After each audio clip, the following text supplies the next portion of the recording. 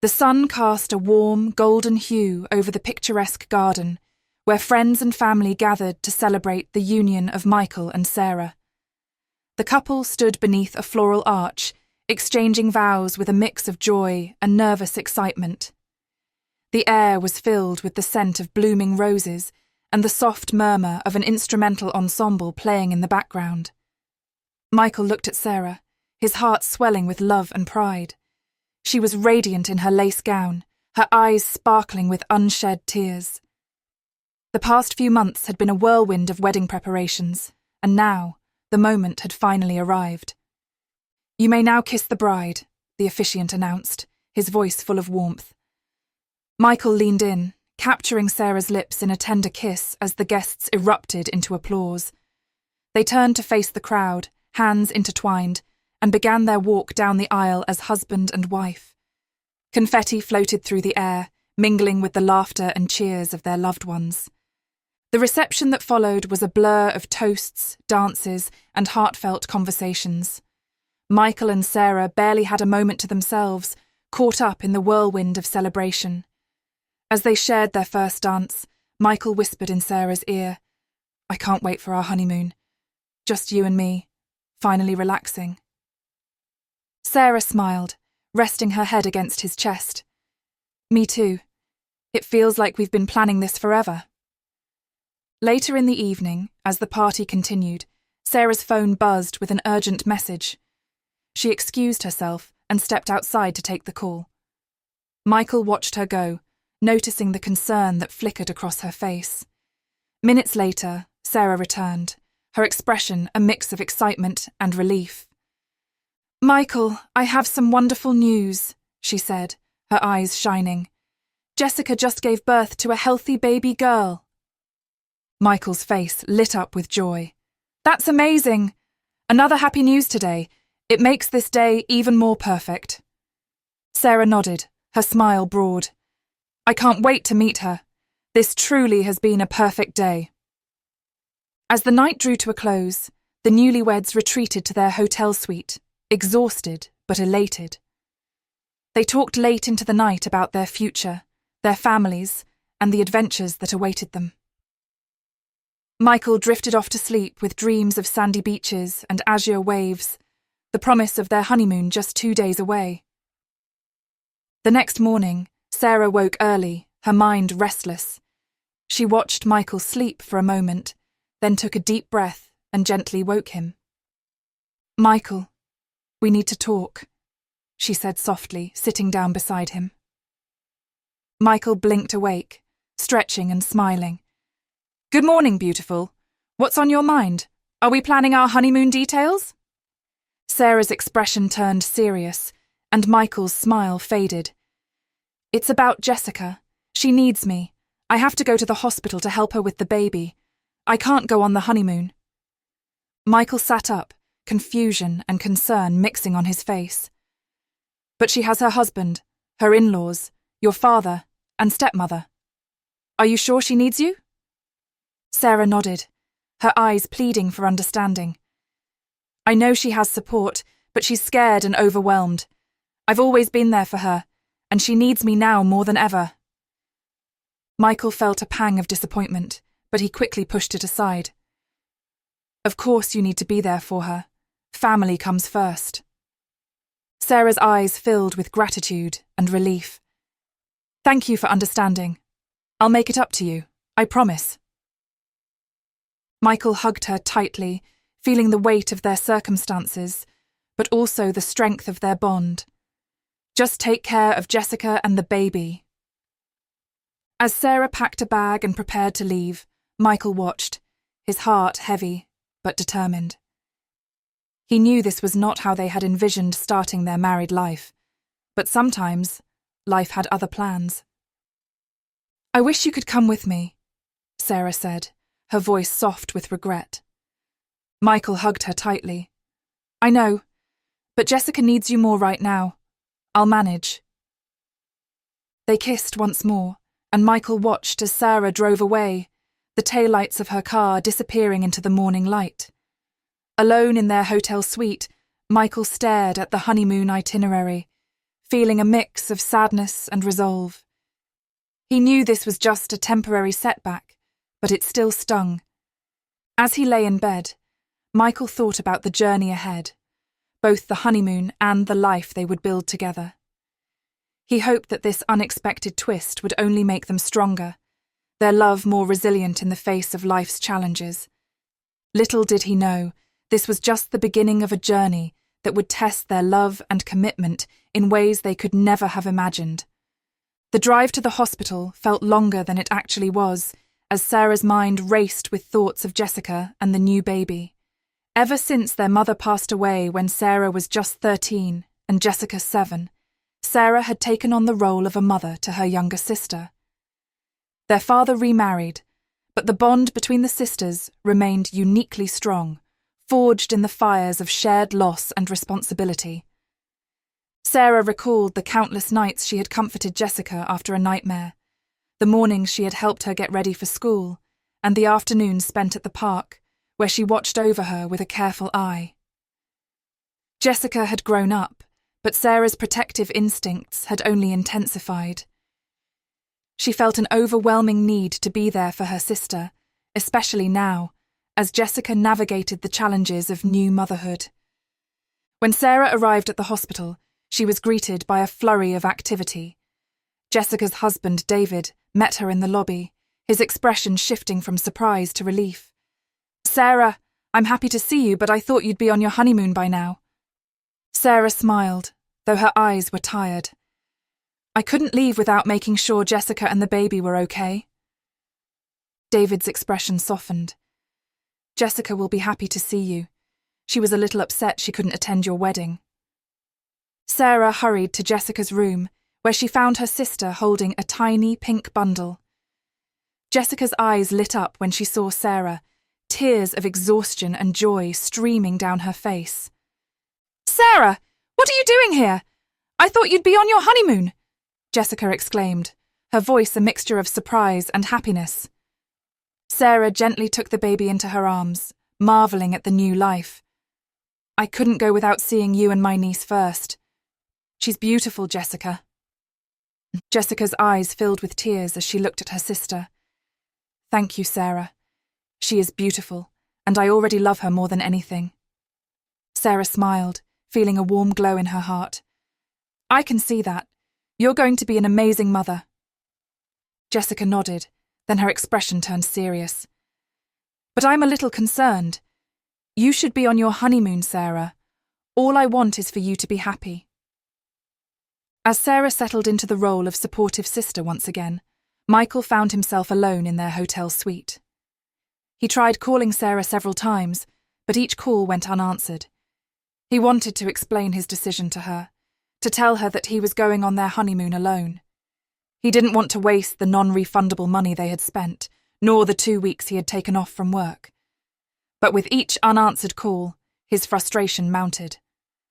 Michael paced the room, the silence amplifying his feelings of abandonment and isolation. He knew Sarah's priorities were with her sister, but he couldn't help but feel neglected.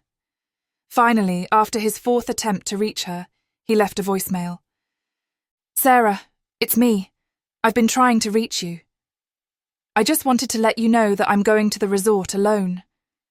I know you need to be with Jessica, and I respect that, but I don't want to waste everything we've planned. I hope you understand. I'll call you when I get there. I love you." Meanwhile, back at the hospital, Sarah was deeply engrossed in her role as Jessica's caregiver. She barely had time to check her phone, her attention fully occupied with the baby and her sister's needs. Just as she saw Michael's missed calls, Jessica needed her help with the baby. The demands of caring for a newborn left Sarah with no time to respond to Michael's calls. As evening fell and Jessica and the baby finally settled into a quiet sleep, Sarah found a moment to check her phone again. She saw Michael's voicemail and listened to it, her heart sinking as she heard his words.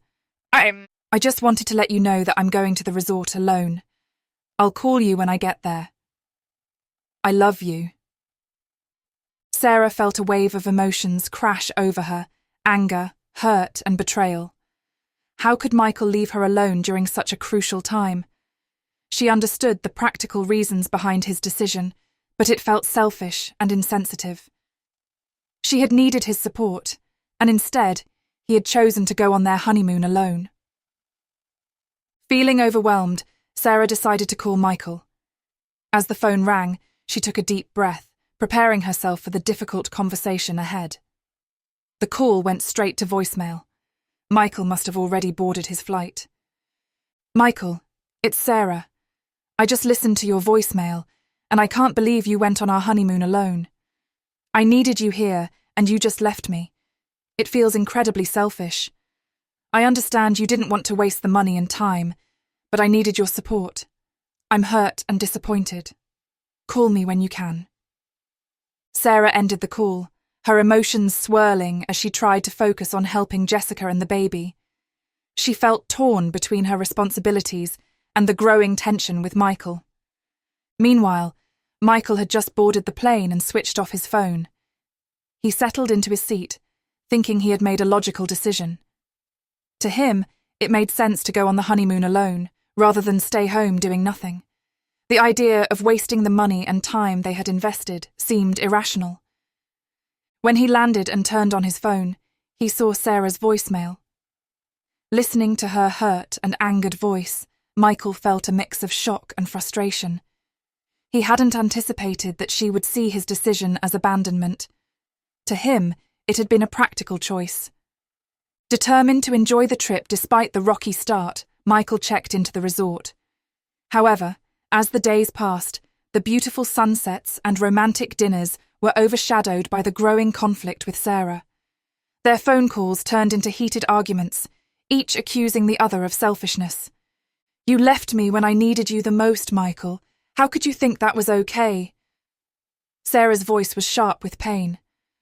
"I didn't want to waste our money and time, Sarah. Staying home alone would have been pointless." "I thought you'd understand," Michael replied, his frustration evident. "But I needed your support. This isn't about money or time. It's about being there for each other." Sarah's words cut deep, leaving Michael feeling misunderstood. The arguments continued, casting a shadow over Michael's time at the resort.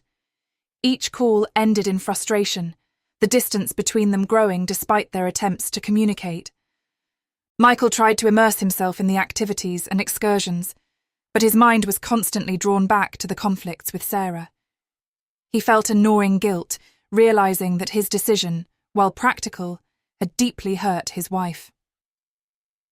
Back at the hospital, Sarah struggled with her own emotions. She loved Jessica and the baby, but couldn't shake the feeling of betrayal. Her marriage, which had started with such promise, was already under strain. Both Sarah and Michael found themselves at a crossroads. They had to decide whether to let the conflict tear them apart, or find a way to bridge the gap that had formed between them. After several days of arguments and tension, Michael finally returned home from the resort, and they began living together again.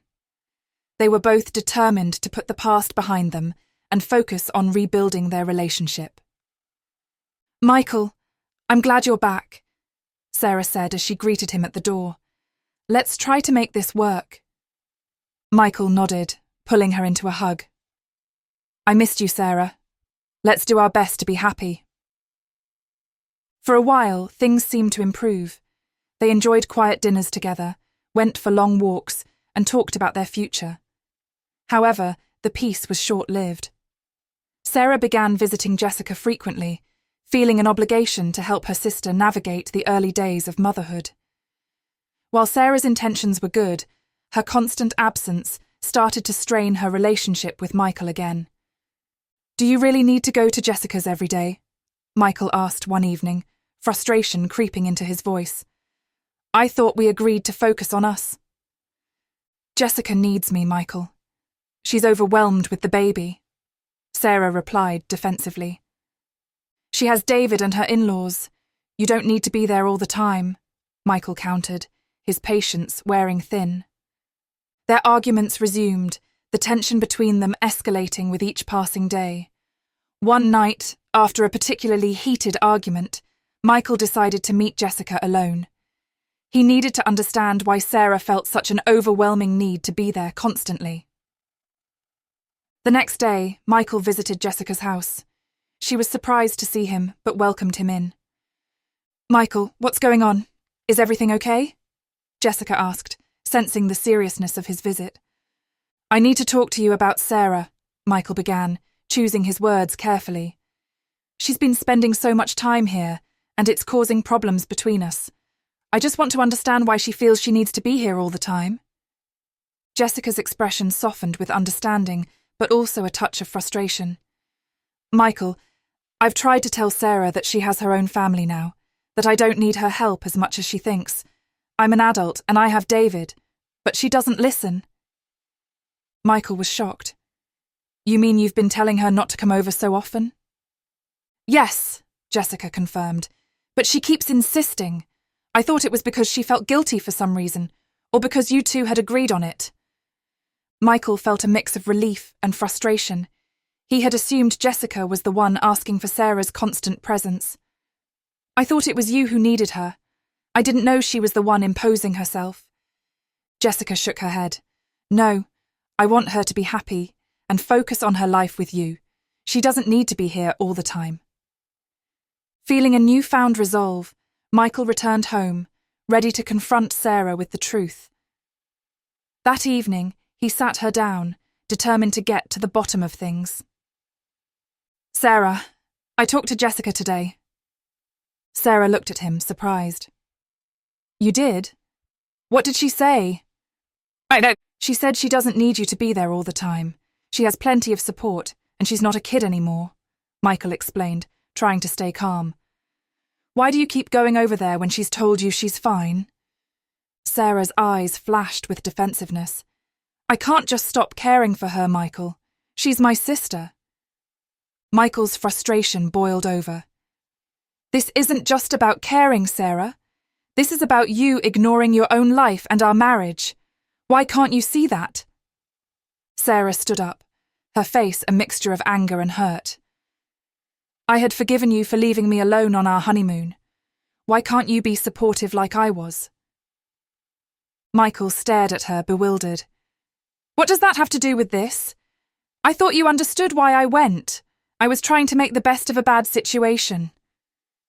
"Well, maybe I don't understand," Sarah snapped, tears brimming in her eyes. "Maybe I'm tired of always being the one who has to hold everything together." Michael felt a cold dread settle in his stomach. Sarah's behaviour was becoming more erratic, and he didn't know why. He decided to dig deeper, suspecting there might be more going on than he initially thought. "Sarah, is there something you're not telling me?" he asked cautiously. "Is there someone else you're seeing when you go to Jessica's?" Sarah looked at him, her eyes widening in shock and hurt. "How could you even think that, Michael? How could you accuse me of something like that?" "I don't know what to think anymore," Michael admitted, his voice cracking. "I just want to understand what's going on with you." Sarah turned away, her shoulders shaking with silent sobs. Michael felt a pang of guilt, but also a determination to get to the bottom of this. He needed to know why Sarah was acting this way, and he wasn't going to stop until he found out. The tension in their home grew thicker with each passing day. Michael watched Sarah closely, trying to decipher her behaviour. He felt like a stranger in his own marriage, constantly questioning every action and word. One morning, after another heated argument, Michael decided to visit Jessica again, hoping she might shed more light on the situation. As he drove to her house, his mind raced with questions and suspicions. When he arrived, Jessica greeted him with a concerned look. "Michael, is everything okay?" "No, Jessica. I need to know if Sarah was here yesterday," Michael asked directly, his eyes searching Jessica's face for answers. Jessica frowned, shaking her head. "No, she wasn't." "Why do you ask?" Michael's heart sank. "Sarah said she needed to see you and wasn't home. I don't know where she's been going." Jessica's eyes widened in realization. "Michael, I don't know what's going on, but I'm here for you both." Michael nodded, feeling a mix of anger and confusion. "Thanks, Jessica." I need to get to the bottom of this. That evening, when Sarah came home from work, Michael met her at the door, his face a mask of fury and sadness. "Michael, what's wrong?" Sarah asked, sensing his intense emotions. "I know the truth, Sarah. I know you weren't at Jessica's yesterday," Michael said, his voice trembling with anger. "Where were you? Are you seeing someone else?" Sarah's eyes filled with shock and hurt. "Michael, I swear there's no one else, and I've never cheated on you." Michael's eyes blazed with disbelief. "Then where have you been going? Why are you lying to me?" Tears streamed down Sarah's face as she looked at her husband, her voice breaking. "Michael, please believe me. I'll tell you everything, but you have to trust me." Michael's anger simmered, replaced by a cold resolve. "You have until tomorrow to tell me the truth, Sarah. If you don't, I'm filing for divorce." As Michael walked away, Sarah stood there, her heart heavy with the weight of the secrets she had yet to reveal. Michael lay awake, his thoughts a tangled mess. He couldn't shake the feeling that something was profoundly wrong. As Sarah came into the bedroom, he turned to face her, his eyes filled with a mix of anger, confusion, and sadness. "Sarah, I need to know where you've been going," Michael demanded, his voice barely concealing his frustration. Sarah took a deep breath, her eyes filled with tears. "Michael, I went to see my mother." Michael stared at her in shock. "Your mother? But she died years ago, Sarah. What do you mean?" Sarah hesitated, then said softly, "I went to visit her grave." Michael's confusion deepened. "Why did you lie to me? You could have easily told me you were visiting her grave. Why keep it a secret?" Sarah looked away, tears streaming down her face. "I didn't want to worry you. It's just, I needed to feel close to her. I've been struggling, Michael. So much has happened, and I needed her." Michael's anger flared. "Struggling with what? Why couldn't you talk to me? Your husband? Why all the secrets?" Sarah shook her head, her voice breaking. "I didn't know how to explain it. Visiting her grave is the only thing that makes me feel grounded. Please understand." Michael's eyes narrowed with suspicion. "I don't believe that's the whole truth, Sarah. There's something more, isn't there? Are you seeing someone else?" Sarah's face paled, and she shook her head vehemently. "No, Michael, I swear. There's no one else. I would never cheat on you." Michael's frustration boiled over. "Then what is it? What are you hiding from me?" Sarah remained silent, her tears falling freely. Michael stared at her, his heart heavy with a mix of emotions. "I need a break, Sarah.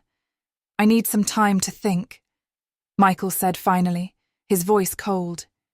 He turned away, feeling the weight of their fractured relationship pressing down on him.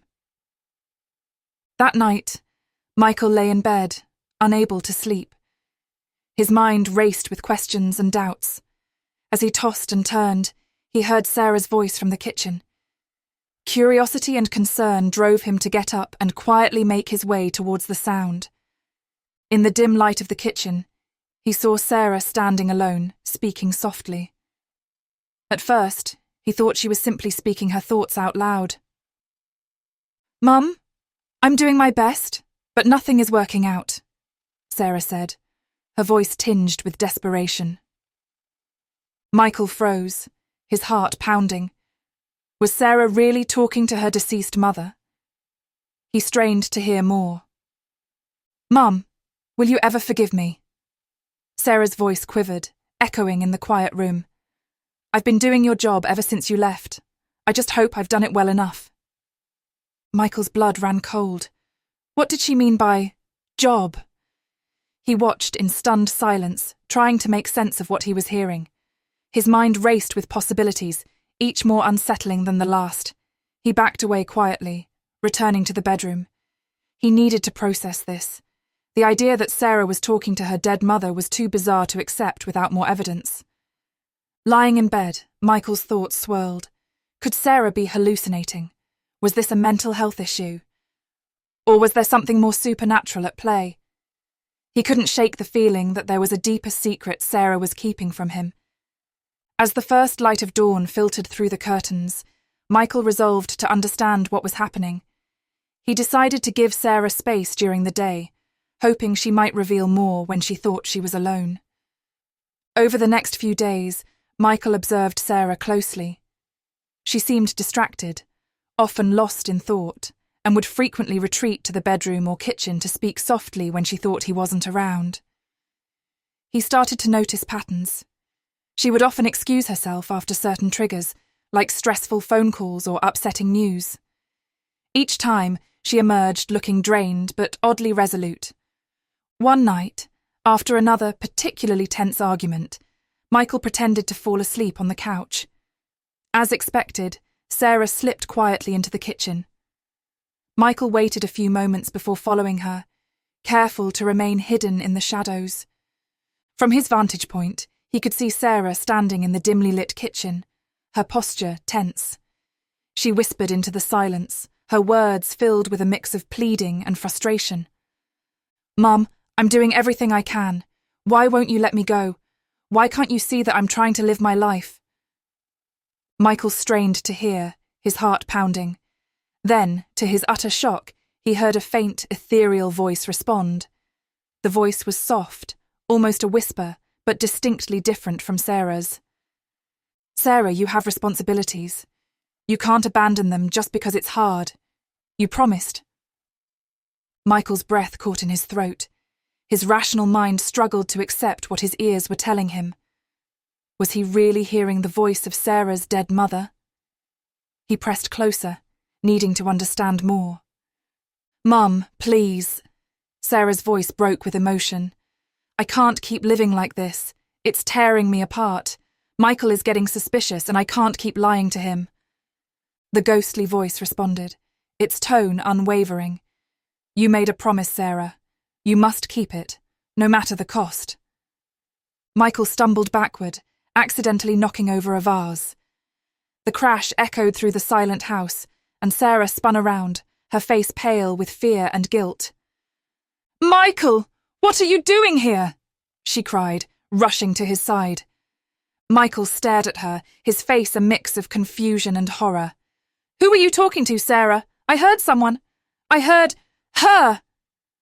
Sarah's eyes filled with tears, and she sank to the floor, her body shaking with sobs. "Michael, I can explain." Michael knelt beside her, his hands gripping her shoulders. "Explain what, Sarah? That you talk to your dead mother? That she talks back? What is going on?"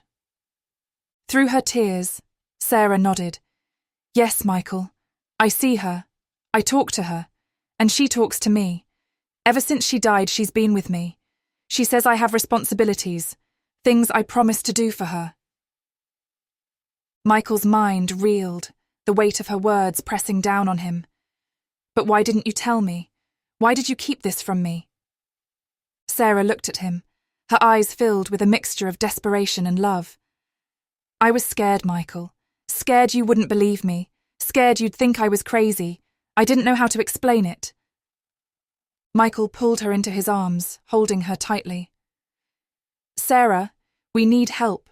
We can't handle this alone. We'll find someone who can help us understand what's happening." As they clung to each other, Michael knew their journey was far from over, but for the first time in weeks, he felt a glimmer of hope. Together they would face the unknown, seeking answers to the mystery that had haunted their lives. Michael and Sarah sat in the psychiatrist's office, the air thick with tension and unspoken fears. Dr. Collins, a gentle and empathetic woman in her mid-40s, had been guiding them through the initial stages of therapy. Today, they would delve deeper into Sarah's past, seeking the root of her troubling behaviour.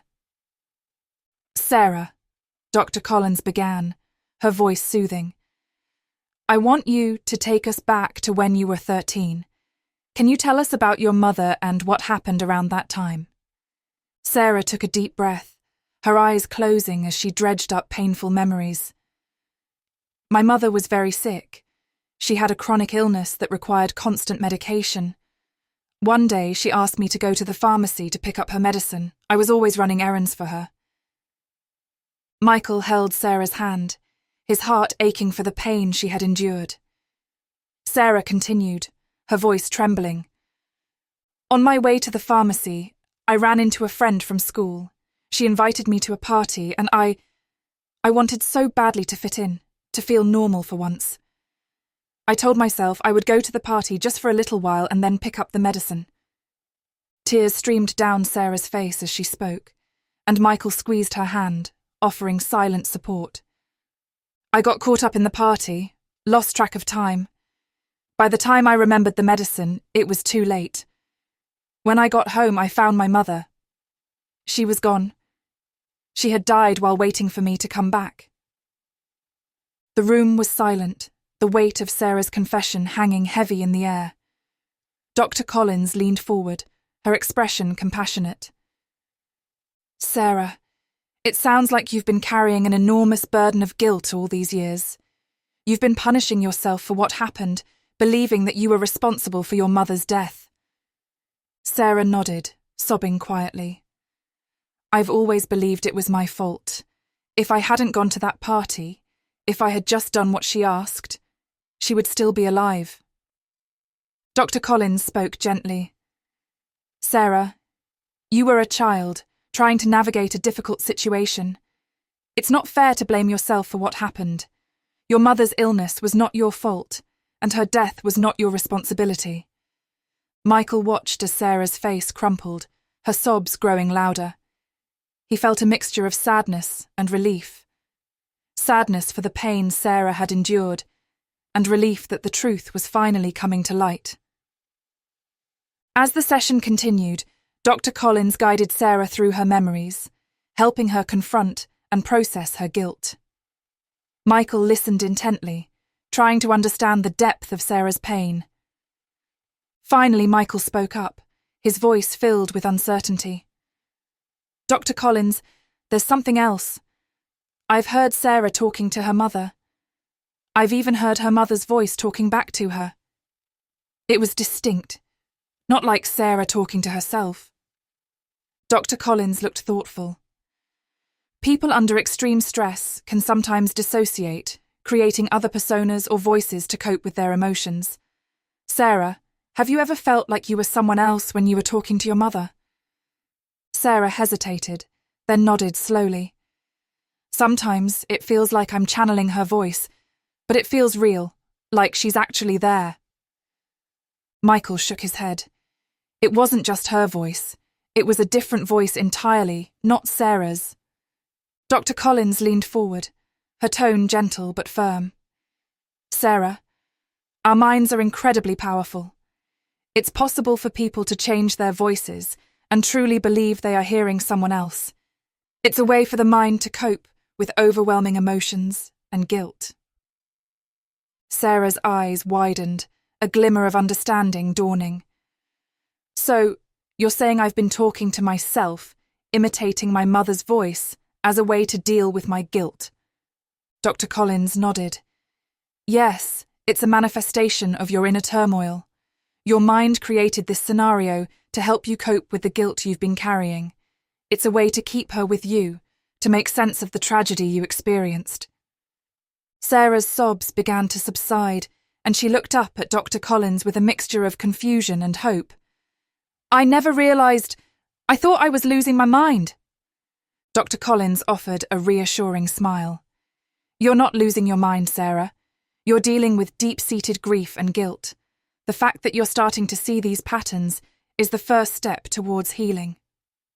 Michael squeezed Sarah's hand, his heart swelling with love and determination. We'll get through this together, Sarah. I'm here for you. Always. As they left the psychiatrist's office, hand in hand, both Michael and Sarah felt a sense of hope and renewed determination. They knew the road to healing would be long and challenging, but they were ready to face it together, with love and understanding guiding their way. Weeks turned into months as Michael and Sarah continued their therapy sessions with Dr. Collins. Each session peeled back another layer of Sarah's guilt, slowly replacing it with understanding and self-forgiveness. Michael stood by her side through every tearful confession and breakthrough, their bond growing stronger with each step forward. One crisp autumn morning, Sarah sat in the living room, a steaming cup of tea in her hands. She gazed out the window at the golden leaves falling from the trees, feeling a sense of peace she hadn't felt in years. Michael entered the room, wrapping his arms around her from behind.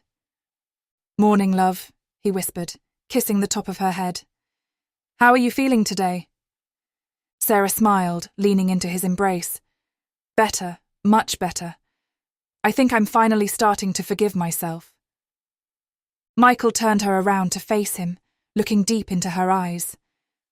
"I'm so proud of you, Sarah. You've come so far. We've come so far." Sarah nodded, tears of joy glistening in her eyes. "Thank you, Michael. I couldn't have done this without you." Their journey had not been easy, but each challenge had brought them closer. Sarah's visits to her mother's grave became less frequent, and when she did go, it was with a sense of peace rather than guilt. She no longer felt the need to hear her mother's voice or follow her imagined advice. Instead, she focused on building a future with Michael, free from the shadows of the past. One sunny afternoon, Michael and Sarah decided to take a walk in the park where they had first met. They strolled hand in hand, the warm sun shining down on them, illuminating the vibrant colours of the changing leaves. As they walked, they talked about their plans for the future, dreams of travelling, starting a family, and creating new memories together. "Michael," Sarah said suddenly, stopping to face him, "I want you to know how much I appreciate everything you've done for me. You've been my rock, my anchor. I love you more than words can express." Michael smiled, pulling her into a tight embrace. "I love you too, Sarah. We're a team, and we'll always get through everything together." As they continued their walk, they came across a playground where children were laughing and playing. Sarah watched them with a soft smile, feeling a sense of hope and excitement for the future. "Maybe one day we'll have our own little ones running around here," Michael said, following her gaze. Sarah nodded, her heart swelling with happiness. "I'd like that very much."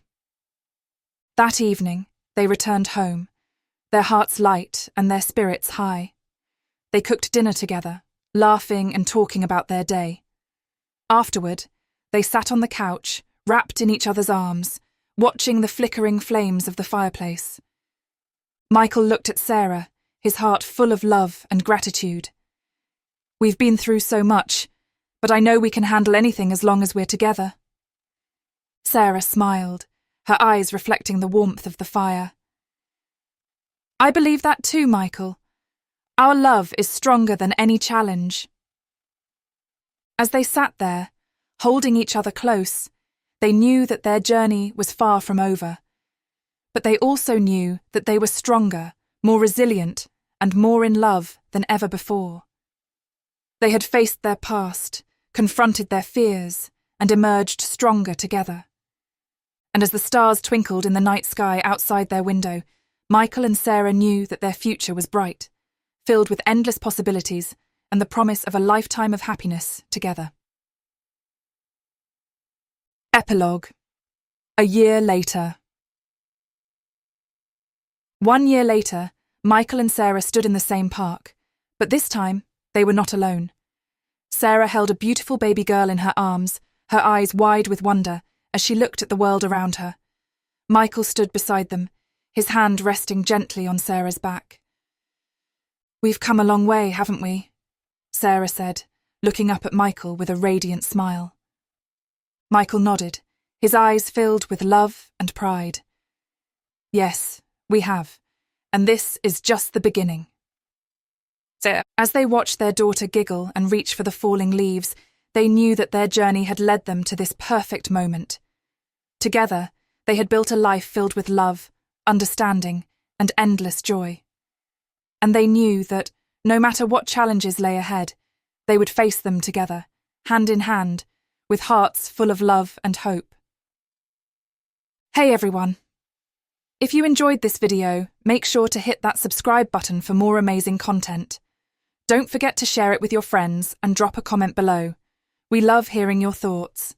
Thanks for watching, and we'll see you in the next one.